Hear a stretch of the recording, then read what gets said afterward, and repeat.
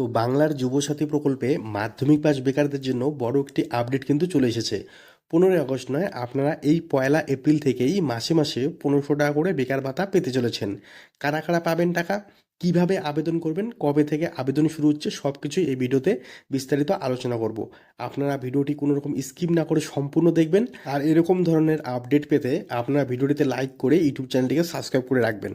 দেখুন, পশ্চিমবঙ্গ সরকার রাজ্যের যুবকদের জন্য বাংলার যুবসাথী প্রকল্প নামে একটি নতুন উদ্যোগ নিয়েছে। এই প্রকল্পের মাধ্যমে রাজ্যের বেকার যুবক যুবতীদের প্রতি মাসে 1500 টাকা করে দেওয়া হবে।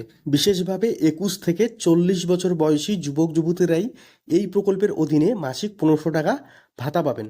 চাকরি খোঁজার ক্ষেত্রে 5 বছর পর্যন্ত তাদের সাহায্য করাই এই উদ্যোগের মূল লক্ষ্য। প্রকল্পের প্রধান বিষয়গুলি হচ্ছে মাসিক ভাতা প্রতি মাসে 1500 টাকা কারা পাবেন, যেসব বেকার যুবক যুবতী কমপক্ষে মাধ্যমিক মানে 10ম শ্রেণী পাশ করেছেন। আবেদন পদ্ধতি কি আছে? অফলাইন মোড, দুয়ারে সরকার ক্যাম্পের মাধ্যমে ফর্ম পাওয়া যাবে।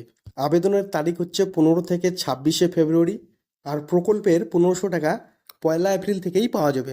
এই প্রকল্পে প্রয়োজনীয় যোগ্যতা কী হতে হবে? আপনি পশ্চিমবঙ্গের স্থায়ী যদি বাসিন্দা হয়ে থাকেন তাহলে আপনি আবেদন করতে পারবেন। আপনার বয়স 21 থেকে 40 বছরের মধ্যে হতে হবে এবং আপনি যদি মাধ্যমিক পাস বেকার থাকেন তাহলেই আপনি আবেদন করতে পারবেন। আপনি যদি অন্য কোনো বেকার ভাতা পেয়ে থাকেন তাহলে কিন্তু এই প্রকল্পে আবেদন করতে পারবেন না। যদি আপনি কোনো ক্ষেত্রে নিযুক্ত থাকেন বা চাকরি করছেন তাহলে কিন্তু এই প্রকল্পে আবেদন করতে পারবেন না। এই প্রকল্পে আবেদন করার জন্য প্রয়োজনীয় ডকুমেন্ট আধার কার্ড, মাধ্যমিকের অ্যাডমিট কার্ড, 10ম শ্রেণীর মার্কশিট, ব্যাংক পাসবুক এবং পাসপোর্ট সাইজের ফটো।